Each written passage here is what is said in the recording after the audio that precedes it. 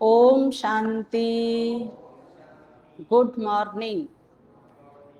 आज प्यारे बाबा के 29 अगस्त 2022 के साकार महावाक्य हैं।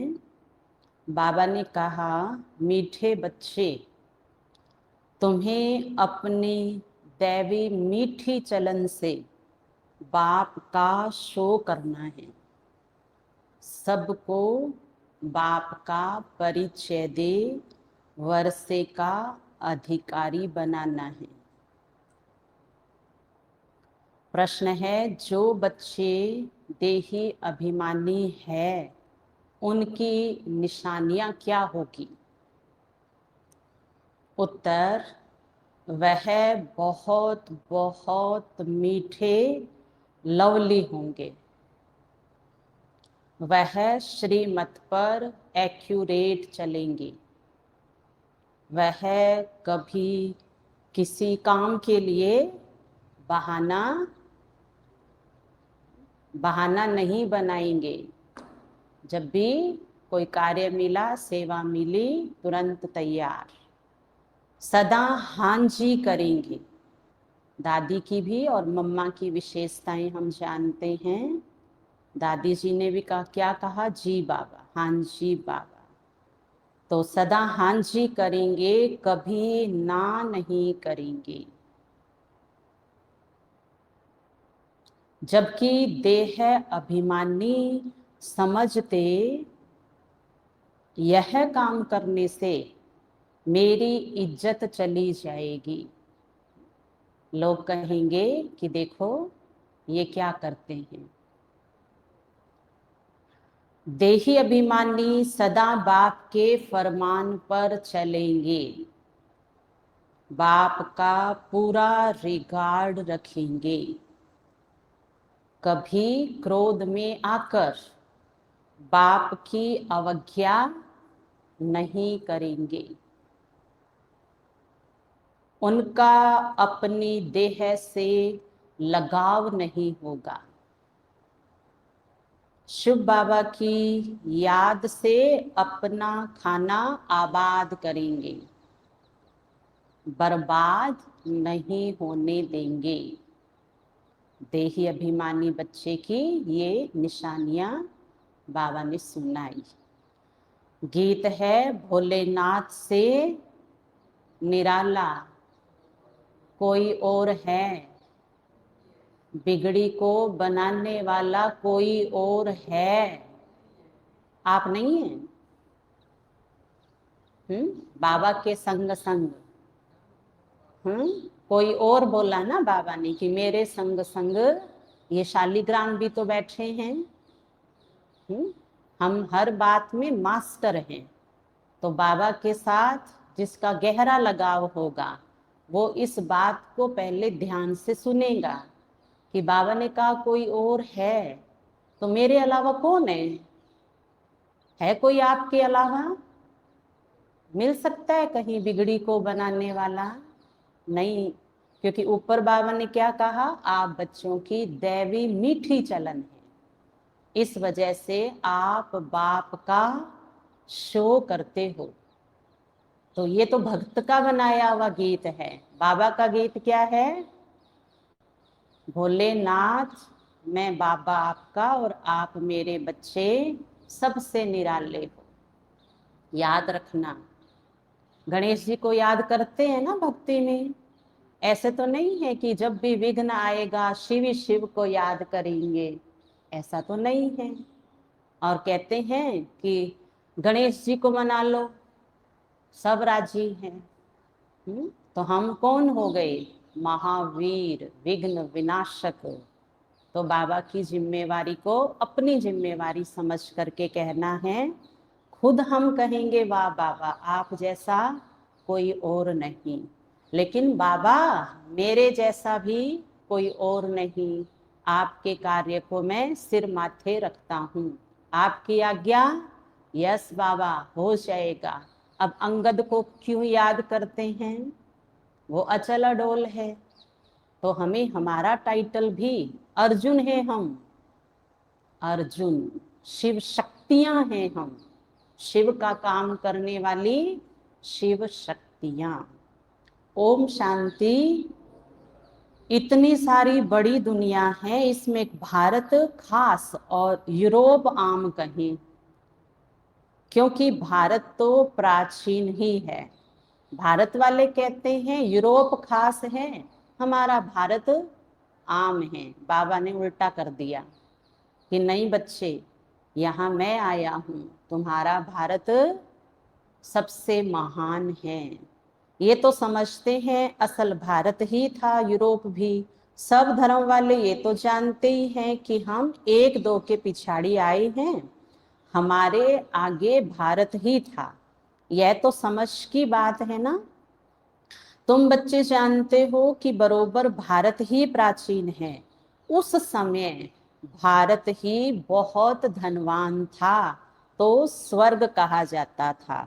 इस समय, बाबा समय की तुलना कर रहे हैं, उस और इस समय तो कोई मनुष्य मात्र भारत को धनवान बनाने वाले, स्वर्ग बनाने वाले बाप को जानते ही नहीं हैं, सिवाय तुम बच्चों के।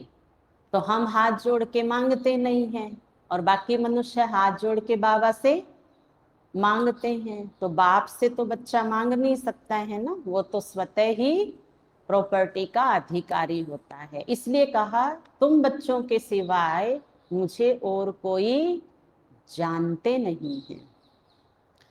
हम में भी सो भी नंबरवार पुरुषार्थ अनुसार है, तो हर एक खुद समझ सकते हैं कि बेहद के बाप को नहीं जानते। पुकारते हैं, भक्ति करते हैं, परंतु बाप की जीवन कहानी किसी को भी पता नहीं है। गाया भी जाता है कि फादर शोज सन और सन शोज फादर। अब तुम बच्चों को ही परम पिता परमात्मा शिव बाबा का नाम शो करना है। पिता तो अपना शो नहीं कर सकता, परम पिता तो बाहर नहीं जाएगा। तुम बच्चों को ही शिव पिता का परिचय देना है। यह भी समझते हैं कि बेहद का बाप स्वर्ग का रचयिता है। जो तुम गा रहे हो, जिसकी रचना इतनी सुंदर, वो कितना सुंदर होगा। तो आओ प्रिय भाई और बहनों, रचना है हम जब देवता थे, और रचता है हमारा परम पिता। तो अगली आत्मा खुश हो जाएगी कि वाह वाह, क्या राज बताया है ना। राज बताने से ही तो खुशी आती है ना, शांति और खुशी। उनको अगर जानते हो तो आश्चर्य लगता है कि वो स्वर्ग बनाने वाला, हम भगवान के बच्चे दुख में, आयरन एज में, नरक में क्यों है। कायदे अनुसार स्वर्ग बनाने वाला है हमारा परम पिता। यह प्रश्न भी तुमको सामने वाले से पूछना है। पहला प्रश्न पूछना है, तुम्हारा परम पिता परमात्मा से क्या संबंध है। पूछने वाले को तो जरूर मालूम है, और कोई भी पूछता नहीं, क्योंकि मालूम नहीं है। तुम कोई से भी पूछ सकते हो। यह तो कॉमन रीति से सब कह देते हैं ईश्वर सर्वव्यापी है, परंतु सर्वव्यापी का तो कोई अर्थ ही नहीं है। एक तरफ कहते दुख हरता सुख करता, तो जब दुख मिटाने वाला, सुख देने वाला, तो एक चाहिए ना। तुम थोड़ा भी टच करेंगे, किसी को समझाएंगे तो समझेंगे। बरोबर सतयुग में तो सुख ही सुख था, तुम्हारी कृपा से सुख घनेरे। अभी तो रावण तुम्हारी कृपा से, तुम्हारे श्राप से दुख ही दुख है। तो जरूर सबके दुखों को बाप ने मिटाया होगा। अच्छा, कभी कोई कहता है रावण परम पिता परमात्मा को याद करो, रावण परम पिता के तीर्थ करने जाओ, रावण हमारा परम पिता है, गॉड फादर है, सुना है कभी? किसने सुना है? अभी ये तो बाबा बता रहे हैं, आज तक तो सुना ही नहीं था। और बाबा भी क्या बता रहे हैं कि मैं हूं ना तुम्हारा बाबा, रावण थोड़ी है परम पिता। तो हमें परम पिता जो दुख हरता सुख करता है, इस पिता को याद करना है। यह तो अति सहज बात है, तुम्हारी समझ में आता है? बोलो। आज हाँ जी बोलना है, जब कहे हाँ जी बाबा। तुम्हारी समझ में आता है, हम पारलौकिक मात पिता के बन गए हैं। ये ज्ञान की बातें अभी यहाँ चलती है, सतयुग में ज्ञान की बातें नहीं चलती। वहां तो ना ज्ञान है ना अज्ञान है, ज्ञान देने वाला कोई है नहीं, है ना। रोशनी में कोई रोशनी थोड़ी करेंगे, ज्ञान से तो प्रारब्ध पा ली।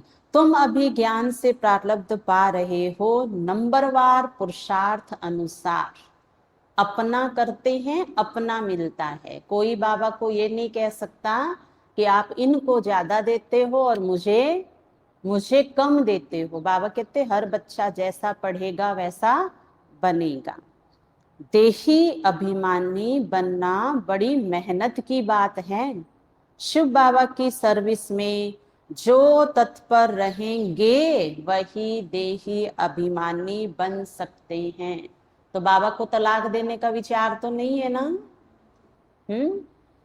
फारकती बाबा ने कल कहा, जो गए वो भी आ जाएंगे। तो बाबा कहते जो मेरी सर्विस में रहेगा वो तो देह अभिमानी बनता जाएगा। देह अभिमान आ जाने से फिर उनमें वह खुशबू निकल जाती है।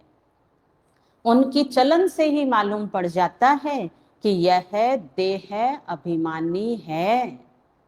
चलन में माना बोलचाल में कर्म में आत्मा बता रही है कि देखो मुझे ये पसंद नहीं है, आपने ये जो सेवा दी है, मेरी पर्सनैलिटी तो देखो मैं कौन हूं क्या हूं। देही अभिमानी बहुत मीठे लवली होते हैं। हम एक बाप के बच्चे, ब्रदर्स हैं, आपस में भाई बहन भी है, दोनों ही श्रीमत पर एक्यूरेट चलने वाले हैं। ऐसे नहीं है कि एक श्रीमत पर चले और दूसरा बहाना बनाकर हाँ बैठ जाए। तो बैठने का कारण क्या बता दिया बाबा ने? बहाना। जो जिसके पुरुषार्थ में तीव्रता नहीं है, जिसके पुरुषार्थ में प्रगति नहीं है, तो वो आत्मा बैठी है। कहाँ से? संकल्पों में कमजोरी है, सेवा में बहाना इसलिए है कि अंदर बुद्धि में शक्ति नहीं है, योग की कमी है। तो श्रीमत पर न चलने वाले को बाप कभी अपना बच्चा कह नहीं सकते। टोटल चेंज मुरली। कल क्या कह रहे थे? सभी मेरे बच्चे हैं, और आज बाबा ने कहा ना ना, तुम मेरे बच्चे कैसे होगे? कोई कहता है क्या कि ये तो शिव बाबा का ही बच्चा है, शिव बाबा के जैसा है? कोई कहे तो मैं मानूं कि तुम मेरे बच्चे हो। तो बाबा कहते देखो, श्रीमत पर नहीं चलने वाले को बाप कभी अपना बच्चा कह नहीं सकते। फिर बाहर से भल बच्चे बच्चे कहते हैं, परंतु अंदर में समझते हैं कि ये ना फरमान बरदार है, ये क्या पद पाएंगे। बाप दादा दोनों समझ सकते हैं, श्रीमत पर अमल नहीं करते हैं, सारा दिन देह अभिमान के नशे में रहते हैं। श्रीमत पर इसीलिए नहीं चलते हैं, देही अभिमानी बड़े मीठे होंगे। अच्छा, ये आसुरी दुनिया कितनी कड़वी है? इतना तो कड़वी चीज भी कड़वी नहीं है ना। करेला भी इतना कड़वा नहीं है, नीम भी इतना कड़वा हाँ नहीं है। अभी तो तुम देही अभिमानी बन रहे हो। कोई तो सिर्फ तमो प्रधान से तमो तक आए हैं, सिर्फ प्रधानता निकली है, वंश गया थोड़ा बहुत, अंश तो पड़ा है। कोई रजो तक पहुंचे हैं, सतों में तो कोई कोई आए हैं। सुन रहे हो क्या रिजल्ट? ध्यान देना है। पहले बाबा ने डायरेक्ट बोला तमो, तमो ही हुए हैं अभी, तमो की प्रधानता खत्म हुई है। फिर बोले नहीं मेरे सारे बच्चे ऐसे थोड़ी हैं। फिर कहा कि रजो तक आए हैं। अब बाबा ने बोला सतो तक। अब सतो से ऊपर कौन है? सतो प्रधान। तो अपने को किस लिस्ट में लाना है? ऐसे बाबा कहते श्रीमत का पालन करने से आएंगे सतो प्रधान स्टेज में। तो कोई रजो तक पहुंचे हैं, सतों में तो कोई कोई आए हैं। ऐसे नहीं है कि धीरे धीरे आते जाएंगे। कब तक धीरे धीरे चलते रहेंगे? कब तक? धीरे धीरे चल करके अब मंजिल इसलिए नहीं मिलेगी कि समय बहुत कम है। देही अभिमानी को कभी देह का अभिमान नहीं रहेगा कि मैं ये काम क्यों करूं, इसमें मेरी इज्जत जाएगी, इसलिए मैं अब ये सेवा नहीं करूं। अच्छा तुम पाकिस्तान में थे तो बाबा भी बच्चों को सिखाने के लिए सब काम करते थे। कल तो एग्जाम्पल भी सुना पांडव भवन में क्या कर रहे थे। अभी हम सभी में से किसी को बाबा बोले जाओ बच्चे बाहर, हाँ गोबर लाया है आज और उसके थेपले बनाने हैं, थेपड़ी बनानी है, कौन कौन बनाएंगे? हैं? हाथ तो उठा ही नहीं। हाँ देखें अभिमान देखो कितना है अभी भी।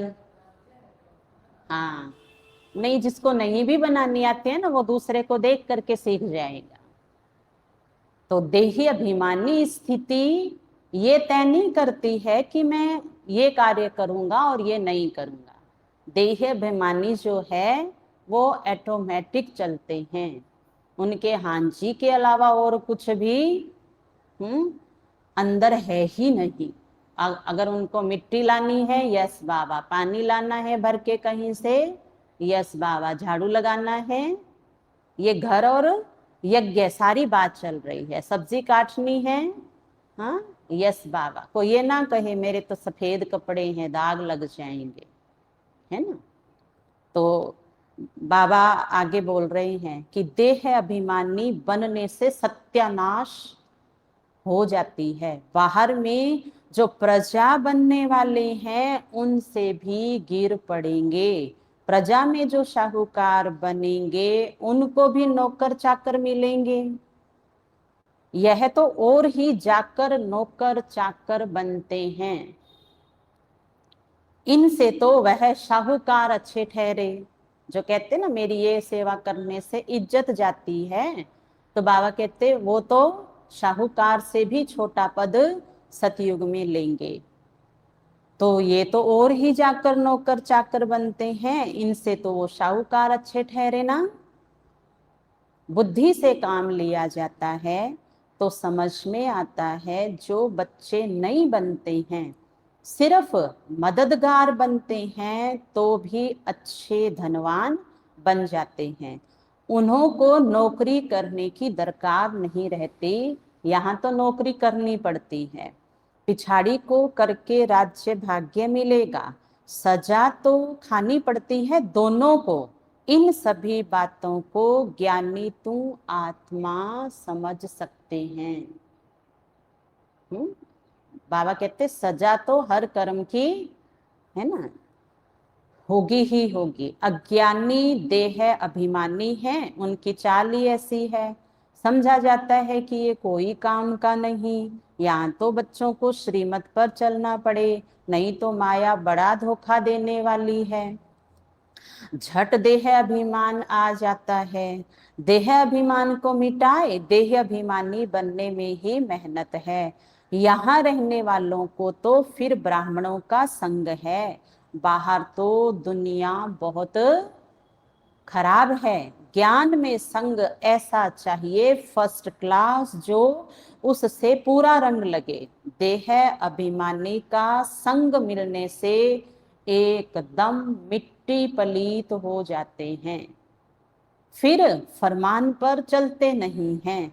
बाबा कहते हैं अगर हमसे आकर पूछो तो हम झट बताएंगे कि तुम फरमानदार हो वा नहीं।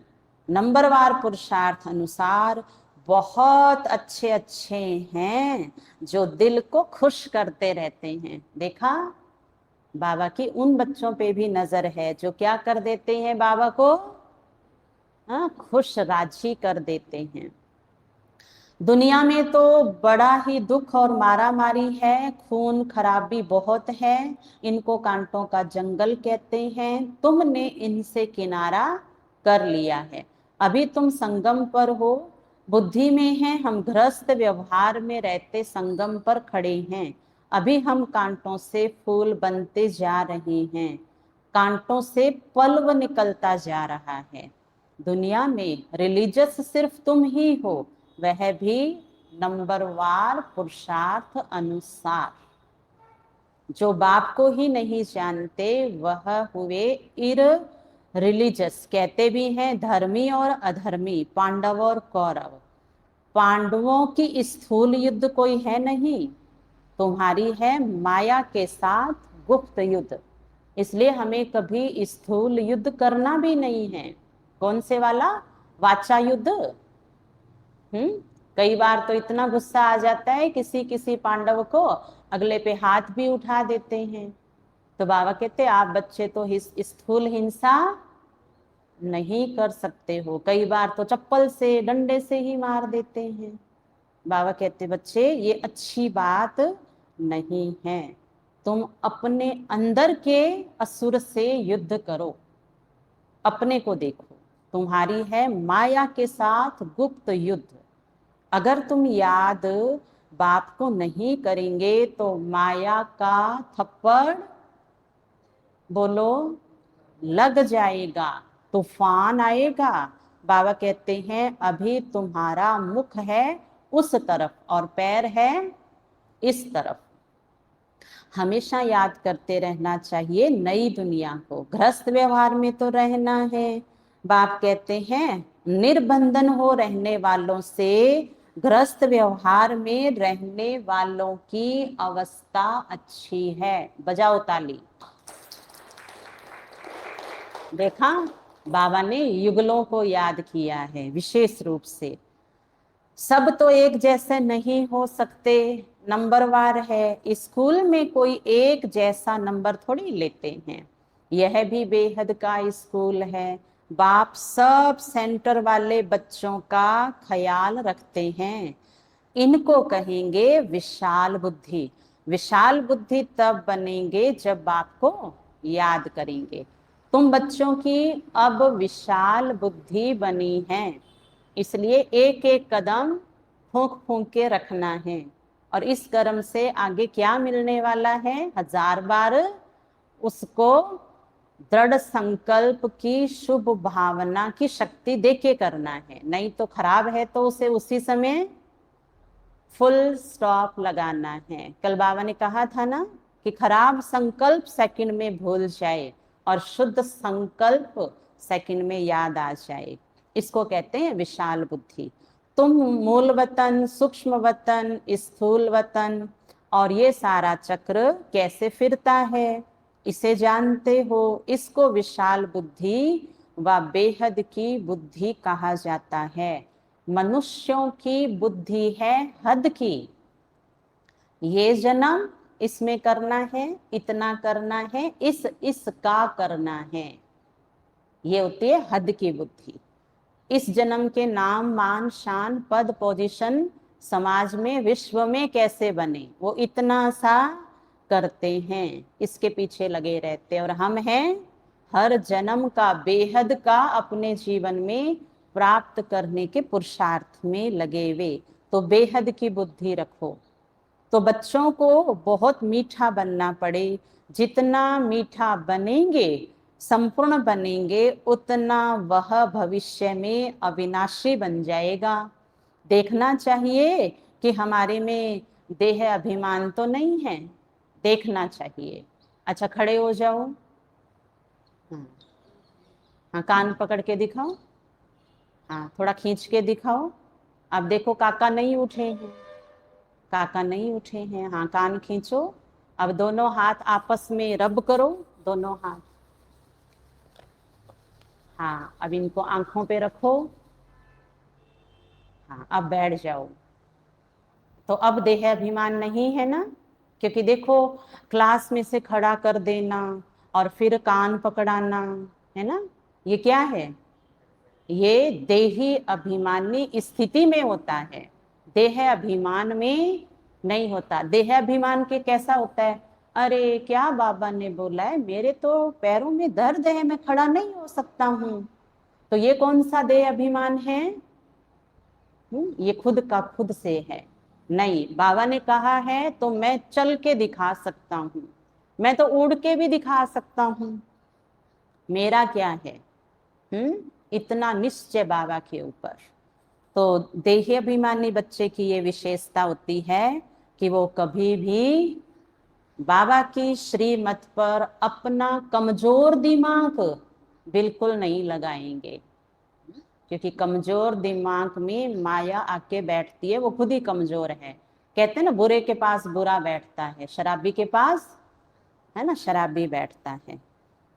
देखना चाहिए कि हमारे में देह अभिमान तो नहीं है। अगर कोई काम में ना करता है तो समझा जाता है इनमें देह अभिमान है। सतयुग में सब देही अभिमानी होते हैं, जानते हैं एक पुराना शरीर छोड़ नया शरीर लेना है। यहाँ तो कितना रोते हैं, देह अभिमान है ना, देह पर बहुत प्यार है। तुम बच्चों के लिए ये दुनिया जैसे है ही नहीं, ऐ शरीरी आए थे, ऐ शरीरी बन जाना है। बेहद का बाप बच्चों को पढ़ाते हैं, उनका कितना रिगार्ड रखना चाहिए। तो कान खींचे तो बुद्धि एकाग्र, हाथ रब करके आंखों पे रखा, देखो सारों की आंखें खुल गई। तो बाबा कहते हर काम में क्या होता है? पहला पहला काया निरोगी बनती है। बाबा कहते हैं हड्डी हड्डी चूर चूर के लगा दो तो किसी भी हड्डी में दर्द नहीं रह सकता है। अच्छा, बाबा बच्चों को पढ़ाते हैं, उनका कितना रिगार्ड रखना चाहिए। बंदर किसी का रिगार्ड नहीं रखता, हाथी को भी घुर्र घुर्र करेगा। बंदर क्या करेगा? खुद में कुछ शक्ति नहीं है, अगर वो एक पैर भी मार देगा ना बंदर के, तो पता ही नहीं वो बंदर कहाँ जाएगा। फिर भी क्या करेगा? अभिमान इतना है, जो बंदर हाथी को कहता है गुर्र गुर्र। तो जो अंदर के कड़वे रहते हैं उनको बाप सपूत थोड़े ही कहेंगे, कहेंगे इससे तो बाहर रहने वाले अच्छे हैं, रिगार्ड तो रहता है, यह भी ड्रामा ही कहेंगे। आज अच्छा चल रहा है, कल माया का तूफान लग जाता है। समझते ही नहीं है कि हम कोई तूफान में हैं। बड़े बड़े को भी तूफान तो लगते हैं ना। और आपको पता है कि तूफान जब शुरू होता है उसका पता ही नहीं है वो कहाँ पहुंच के शांत होता है। तो जो यहाँ बैठा है उसको ले गया कहाँ? वो जिसका नाम क्या है, शोक वाटिका। कितनी दूर थी? सबको पता है ना, कहाँ राम और कहाँ वो लंका, जिसका कई समय तक तो पता भी नहीं चला था।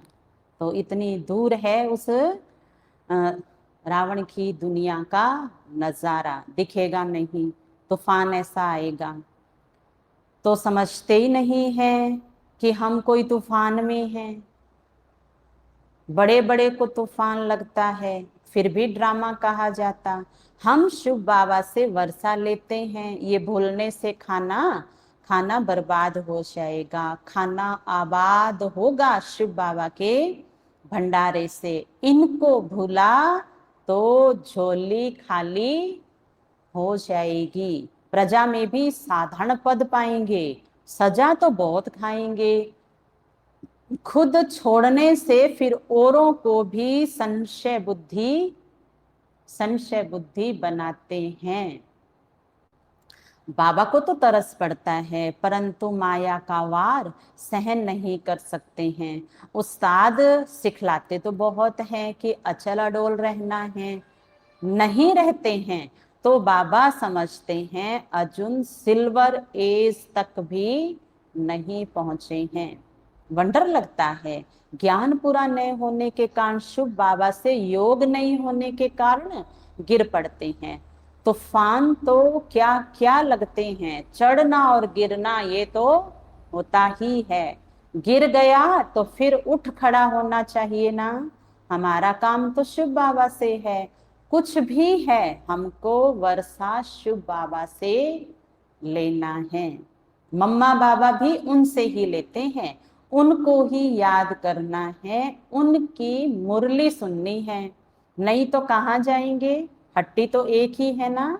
यहाँ आए बिगर मुक्ति जीवन मुक्ति मिल ना सके।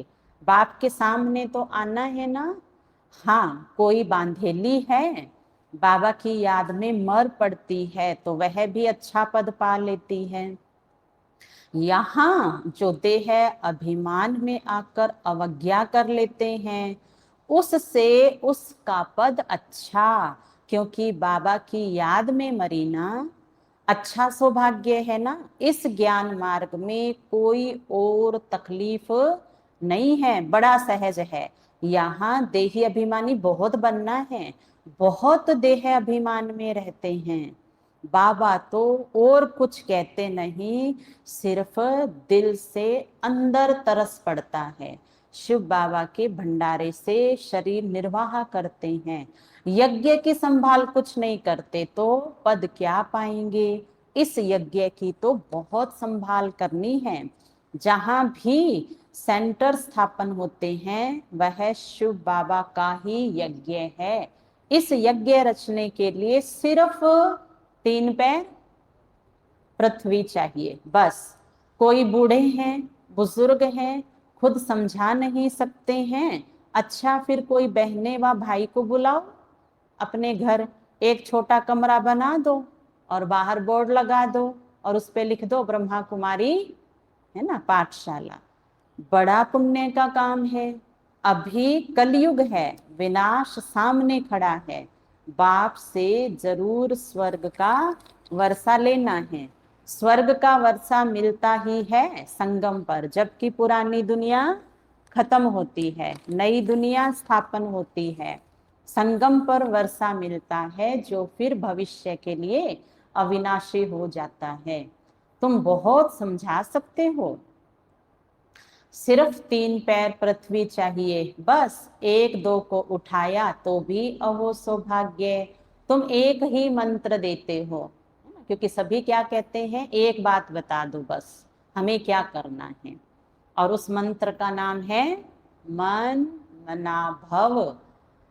बाप को याद करो तो अंतमति सो गति हो जाएगी। बाबा स्वर्ग का खजाना देते हैं, सुना, बस फिर बुद्धि में बैठा, स्वर्ग में आने लायक बन गया। जगह देने वाले को हक मिल जाता है। जिसने अपने घर में एक कमरा दिया, बाबा कहते उसका किराया मैं अलग से दे दूंगा। और तुम तो बच्चे अब बूढ़े बुजुर्ग हो गए हो, हाथ पैर दुखते हैं, सेंटर में सीढ़ियां नहीं चढ़ सकते हैं, तो अपने घर में चालू करा लो। बाबा इतना सहज करके बताते हैं, कोई को सुख धाम का रास्ता बताओ, प्रजा बनी वह भी अच्छा, नंबरवार बनते जाएंगे। 3 पैर पृथ्वी का मशहूर है, इससे तुम विश्व के मालिक बनते हो। प्रजा भी कहेगी ना हम विश्व के मालिक हैं। यह मकान भी 3 पैर पृथ्वी है ना, शुरू भी 3 पैर पृथ्वी से हुआ।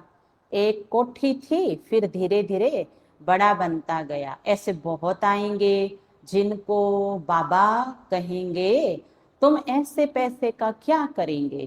तुमको बहुत अच्छी राय देते हैं कि 3 पैर पृथ्वी की ले लो, 10 15 हॉस्पिटल कॉलेज खोलो।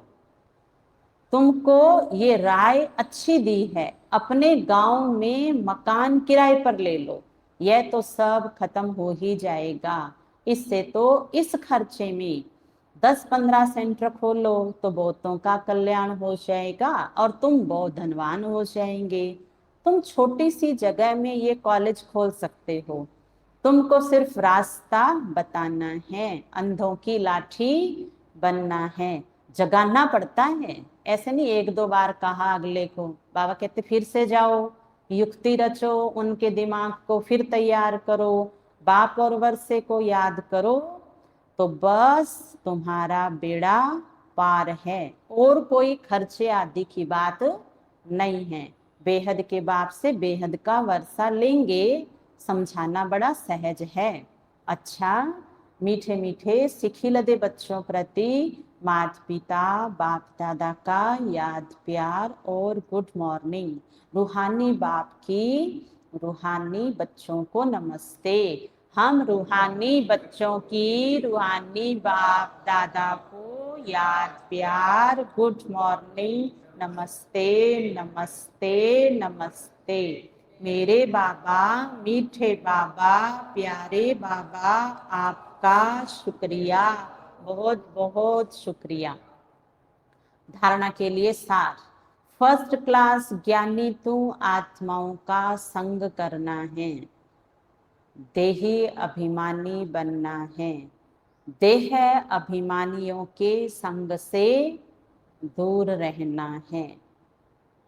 यज्ञ की बहुत प्यार से सच्चे दिल से संभाल करनी है, बहुत लवली मीठा बनना है, सपूत बनकर दिखाना है, कोई भी अवज्ञा नहीं करनी है।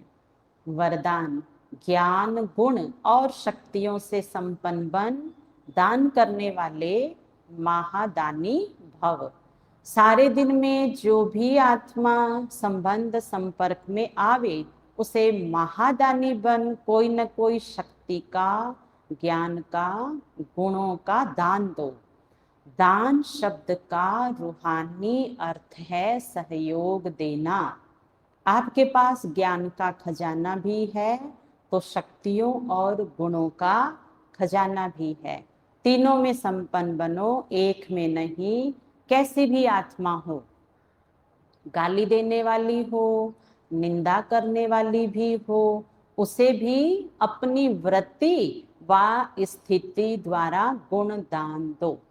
अपने मन की मजबूत स्थिति द्वारा और मन की शुभ वृत्ति द्वारा ऐसे को भी रहम की भावना से देखना है कि बाबा ये आपका बच्चा ठीक हो जाएगा, ये आपका बच्चा है।